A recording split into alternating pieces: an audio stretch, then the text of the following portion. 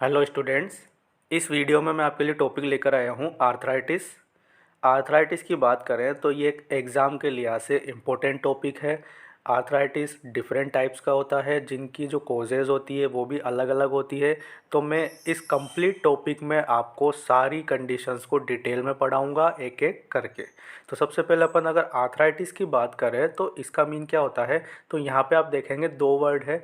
पहला है आइटिस जिसका मीन है इन्फ्लामेशन, और सेकंड वर्ड है आर्थ्रोन जिसका मीन होता है जॉइंट्स, यानी कि बोन्स के बीच में जो जॉइंट्स देखने को मिलते हैं, लाइक नी जॉइंट हो गया, फिंगर्स के बीच में जो जॉइंट होते हैं, जो शोल्डर जॉइंट होता है, जो स्पाइनल जॉइंट्स होते हैं, जो हिप जॉइंट होता है, ये सभी क्या होते हैं, बॉडी के जॉइंट्स होते हैं। तो इनमें अगर इन्फ्लामेशन देखने को मिलता है तो उस कंडीशन को अपन क्या बोलते हैं, आर्थराइटिस। आर्थराइटिस की कंडीशन जो है बॉडी के कुछ जॉइंट्स को या मल्टीपल जॉइंट्स को अफेक्ट कर सकती है।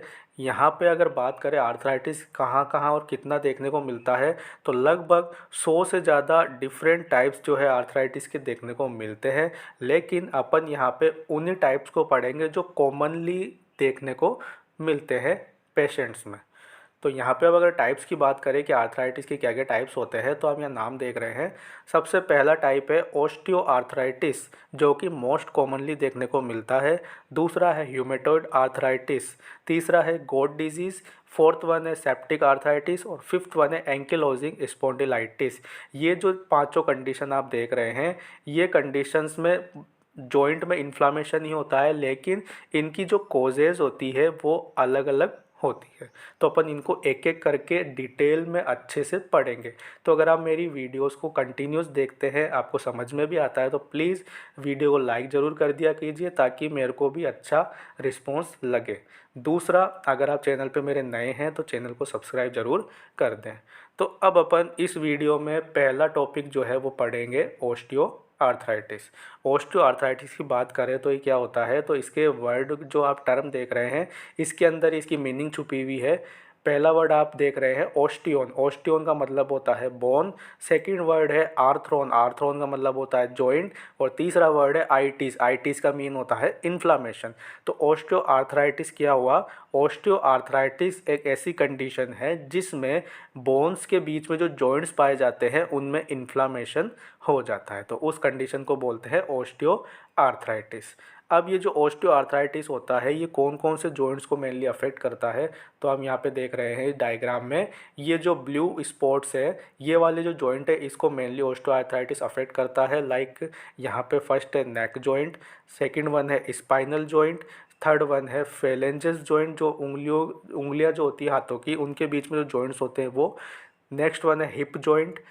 और लास्ट वन है नीज जॉइंट, यानी जो घुटनों के जॉइंट होते हैं वो। तो ये जो पार्टिकुलर मेनली जॉइंट्स है, इनको जो है ओस्टियोआर्थराइटिस अफेक्ट करता है। तो अब अपन बात कर लेते हैं ओस्टियोआर्थराइटिस के बारे में कि ओस्टियोआर्थराइटिस कैसे अकर होता है, इसकी मेन रीज़न क्या होता है। तो उसको समझने से पहले अपन जो है इसकी एनाटॉमी एंड फिजियोलॉजी पे थोड़ा गौर कर लेते हैं। तो एक आप जॉइंट की अगर अपन बात करें कि उसकी एनाटॉमी एंड फिजियोलॉजी क्या होती है, तो एनाटॉमी आप यहाँ पे देख रहे हैं स्ट्रक्चर, ये नी जॉइंट की स्ट्रक्चर है। यहाँ पे जो अपर बोन है और जो लोअर बोन है, इन दोनों के बीच में क्या हो रखा है, एंड जो है एक दूसरे से मिल रहे हैं। तो जहाँ पे दो बोन्स के एंड मिलते हैं उसको क्या बोलते हैं, जॉइंट बोलते हैं। अब ये जो जॉइंट है नी जॉइंट, ये वाला जो जॉइंट है, इसके चारों तरफ जो है एक केविटी पाई जाती है इसके मिडिल में, उसको बोलते हैं साइनोवियल केविटी। साइनोवियल केविटी के भी डिफरेंट पार्ट्स होते हैं। जो बाहर की कवरिंग होती है उसको बोलते हैं साइनोवियल मेम्ब्रेन। साइनोवियल मेम्ब्रेन के ऊपर की तरफ होता है जॉइंट कैप्सूल। और इस साइनोवियल मेम्ब्रेन के अंदर की तरफ जो केविटी पाई जाती है, इस केविटी के अंदर भरा हुआ होता है साइनोवियल फ्लूइड। तो ये तो एक बात हो गई कि नी जॉइंट का जो साइनोवियल केविटी है वो क्या होती है। अब बात करते हैं अपन मेन पार्ट की जो इस कंडीशन से रिलेटेड है, मींस ओस्टियो आर्थराइटिस से जो रिलेटेड है वो है यहाँ पे ये जो ब्लू कलर का आप देख रहे हैं दोनों जॉइंट्स के बीच में, ये पार्ट को बोलते हैं कार्टिलेज, आर्टिकुलर कार्टिलेज। अब अगर कार्टिलेज की बात करें तो हमारी बॉडी में मेनली तीन तरह की कार्टिलेज पाई जाती है। कार्टिलेज एक सॉफ्ट टिश्यू होता है, मींस कनेक्टिव टिश्यू होता है जो बोन्स के बीच में या अदर जगह पे पाए जाते हैं। तो मेनली 3 तरह की कार्टिलेज होती है बॉडी में।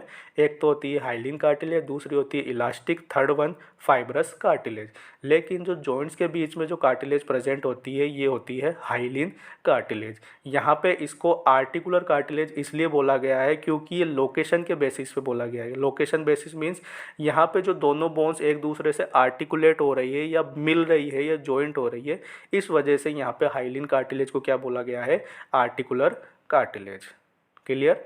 ये तो हो गई नॉर्मल एनाटॉमी। अब अपन फिजियोलॉजी की बात करें कि आर्टिकुलर कार्टिलेज का काम क्या होता है।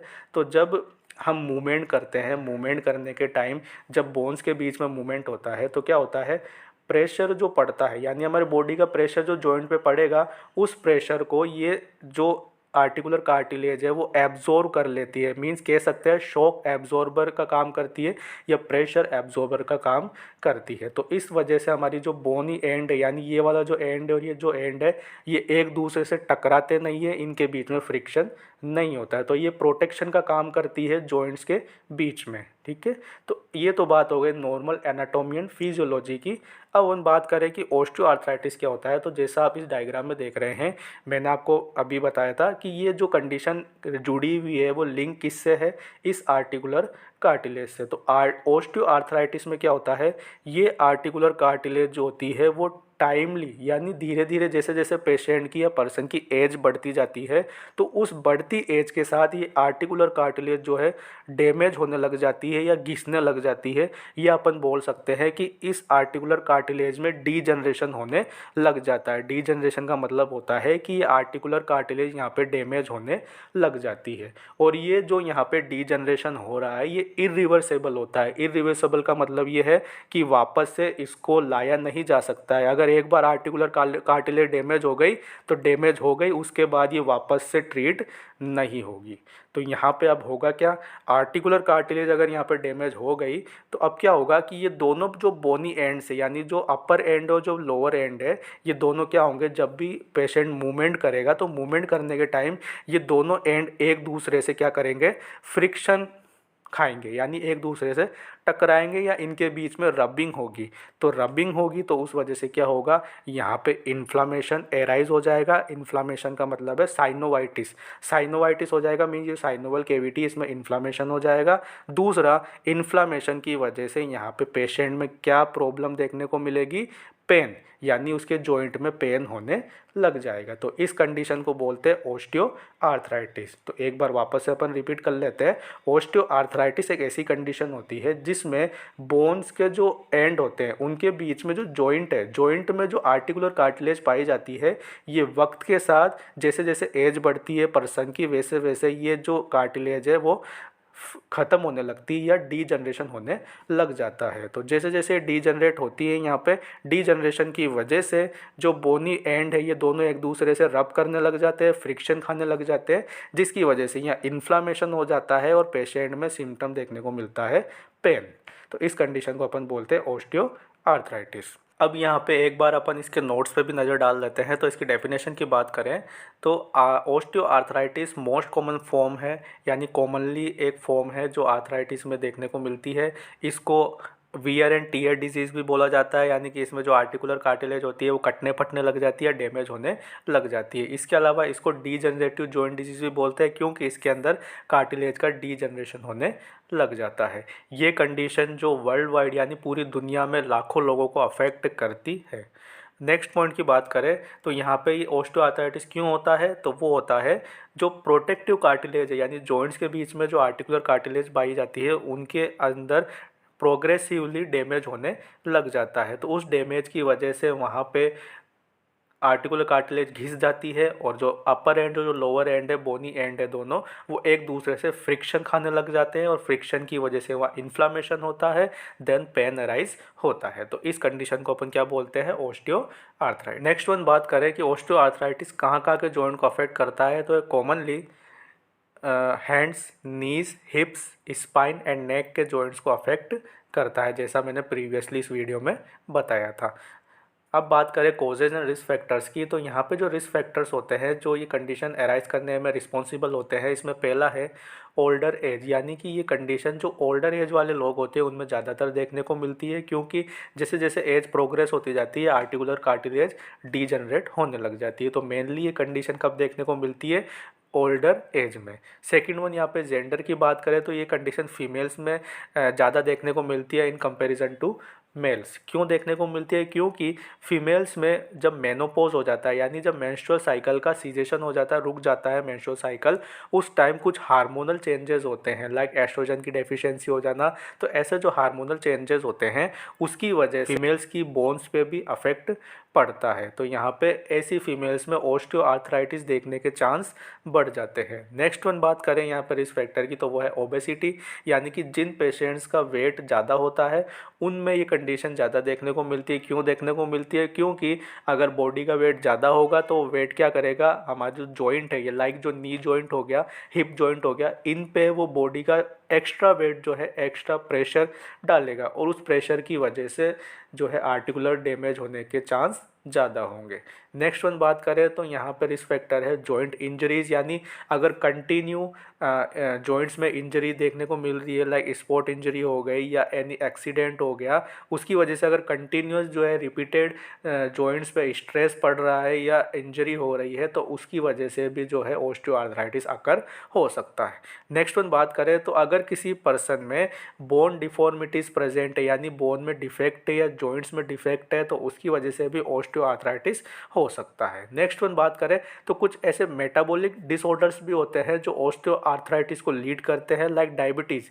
जो डायबिटीज़ मेलाइटिस वाले पेशेंट होते हैं उनमें ऑस्टियोआर्थराइटिस देखने को मिलता है। उसका पहला रीज़न तो ये है कि जब डायबिटीज़ वाले पेशेंट में क्या होता है, नॉर्मली शुगर का लेवल ज़्यादा देखने को मिलता है। तो जो एक्सेसिव शुगर होती है वो बोन्स को और जॉइंट्स को डैमेज करने का काम करती है। इसके अलावा इसका एक और लिंक है जो है टाइप 2 डायबिटीज़ है, यानी टाइप 2 डायबिटीज़ वाले जो पेशेंट होते हैं उनमें ओबेसिटी ज़्यादा देखने को मिलती है, यानी वेट ज़्यादा देखने को मिलता है। तो उस वेट की वजह से जो है प्रेशर पड़ने की वजह से जॉइंट्स की जो आर्टिकुलर कार्टिलेज है वो डैमेज हो सकती है। तो इस तरह से जो है डायबिटीज़ से ये कंडीशन लिंक है। सेकंड वन यहाँ पे मेटाबॉलिक डिसऑर्डर आता है हीमोक्रोमेटोसिस। हीमोक्रोमेटोसिस एक हेरिडिटरी कंडीशन होती है जिसके अंदर आयरन का ओवरलोड होने लग जाता है, यानी हमारी बॉडी में आयरन का ज़रूरत से ज़्यादा ही डिपोजिशन होने लग जाता है। तो जो आयरन होता है मेनली डिफरेंट पार्ट्स में स्टोर होता है, लाइक लीवर वगैरह, बोन्स में भी ये स्टोर होता है, मेनली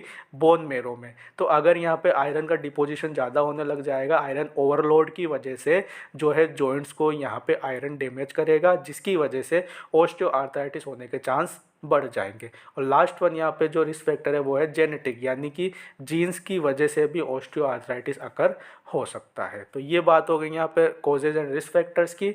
नेक्स्ट वीडियो में अपन इसका pathophysiology, sign and symptoms and treatment को पढ़ेंगे। अगर आपको कोई इसमें प्रॉब्लम होता है मुझे कमेंट करके पूछ सकते हैं। Thank you.